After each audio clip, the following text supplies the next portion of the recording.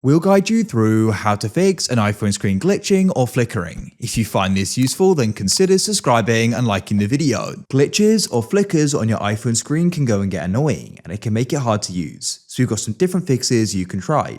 To go and get started, let's try performing a forced restart.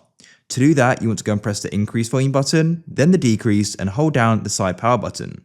Now you keep this held down, shortly your phone screen is going to go black. You can see it's gone black. Keep it held down and release it when you see the Apple icon. It'll go and restart, and then what you can do is go and see if the problem is solved. Hopefully it is.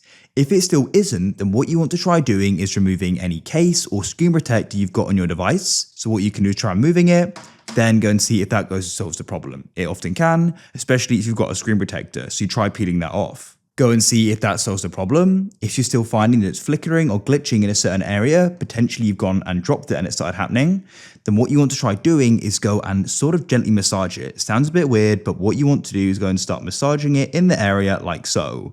And you want to keep on doing that. Go and see if it solves the problem. If it is more of a hardware problem, then you may need to go and take it to Apple to get repaired. If you found this useful, then leave a like.